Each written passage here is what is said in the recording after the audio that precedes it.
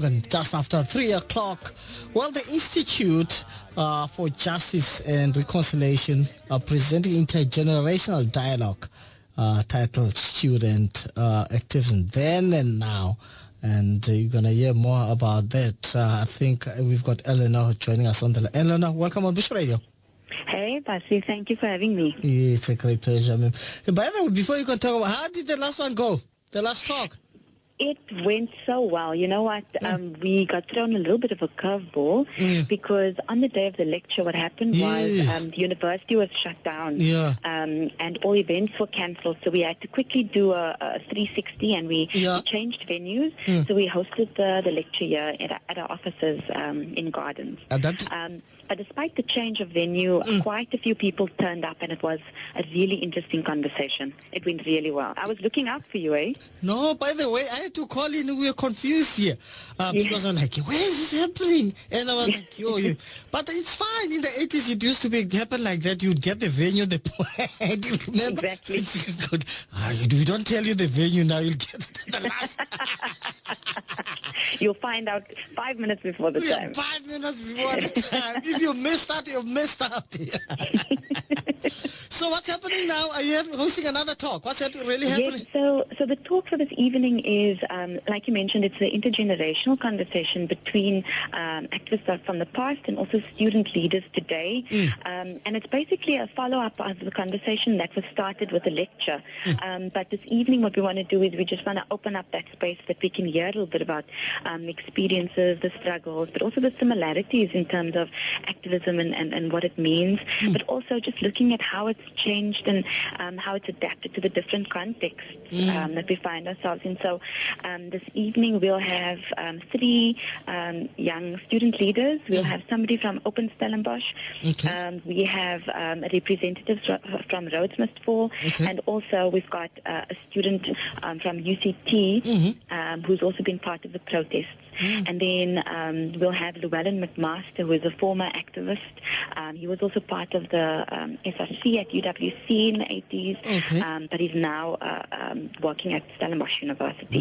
So it's going to be a really interesting conversation with a whole bunch of people. So basically it's like then and now, what can we learn from the past, and then and now, even what... basically. So basically it's just to look at what does struggle mean, and how has it kind of evolved and changed, what has remained the same.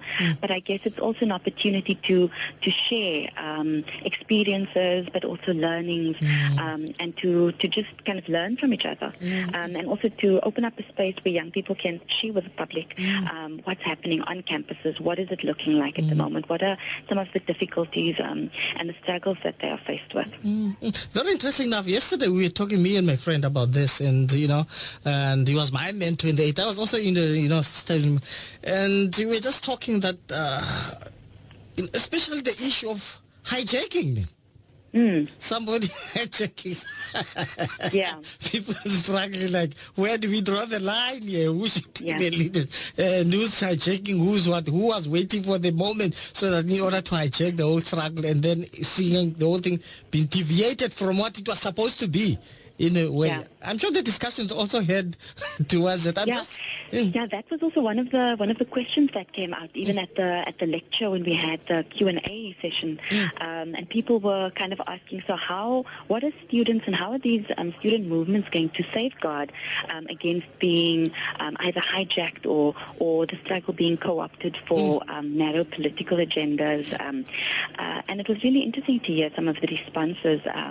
What they try and do is, and this was what one of the students from UCT said, that what they want to do is to just try and remain focused on what the agenda is, what their goals and ideals are for the movement, and to enter this as a non-political movement. It isn't affiliated to any specific party, but it focuses on addressing the inequalities, but also looking at what's happening on campuses, and then speaking to the specific challenges that they face there. Very interesting, huh? Very interesting. So when is this happening tonight? Yes, so the conversation is happening tonight, but also another interesting conversation that was happening at the offices this week. It's actually Tuesday evening.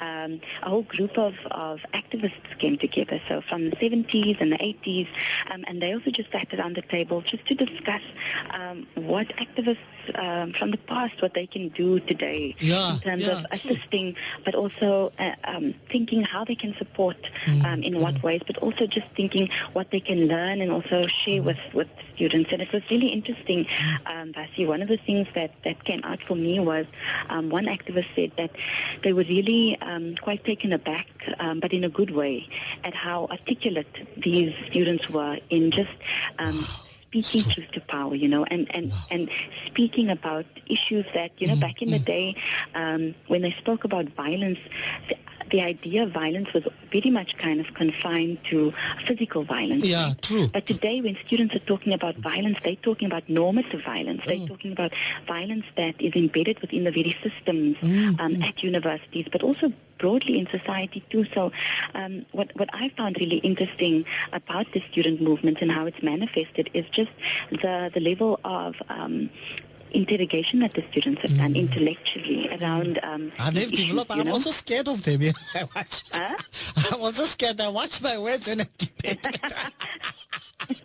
Yeah, no, I think that's really wonderful because it opens up opportunities for us to look at not old concepts, but concepts that we've gotten used to, and thinking about, so what does it mean today? How do we talk about things like reconciliation? How do we talk about things like redress and justice? Even the whole idea of decolonization versus transformation. These are really important things.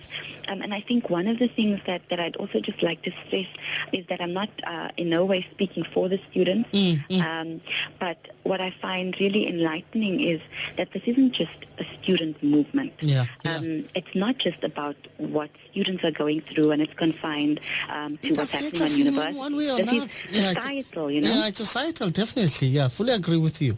It does affect us in a way. So it's tonight, where? Yes. So it's tonight at our offices in the Gardens. It's at 105 Hatfield Street. We're just up the road from Parliament, and we are starting at 6 o'clock. Okay. So we'll have a discussion from 6 to 8. 6 to 8. And everybody's welcome. Part of the idea behind the dialogue is to open up the space, but then also for members of the public to come with recommendations. So either recommendations and suggestions for the student movement, or recommendations to government or to civil society or education. And then what we want to do is we want to compile all of that and try and inform policy and just share these recommendations with the relevant stakeholders. Okay, very interesting. Again, quickly, who's invited on this one? So the people who are going to be there, we've got Ijeoma Opara, she's from Open Stellenbosch. Then we've got Nathan Taylor, he is from UCT. We've got Wandile Dlamini, who's from Rhodes Must Fall. And then we've got Llewellyn McMaster, who is a previous activist from the 80s, and he will also be joining us for the conversation. Wow, very interesting. So tonight at 6 o'clock. And also you said something about on Saturday, the other students who are meeting? Is it this coming Saturday or what? Or Tuesday? I don't know. No, that was a previous meeting. That happened on Tuesday. Okay. So they'll be meeting and see what they can do. Very interesting. Yes. Thank you, man. And for people, they can catch you on the website. Yes, you can catch us. Check on our website, www.ijr.org.za. If they want to listen to the audio of the lecture, we've uploaded it. Mandy Sanger, who was the keynote, her speech is also available there. But we'll also make other things available online. So just check out our website. I'm the one. I'm going there now. Right, I'm going to check it now. Great. Elena, thanks for coming on Bush Radio. Thank you so much, Pasi. Have a good day. Thank you, listeners. Same pleasure. Thanks. Bye. Okay, bye. Yes, Elena.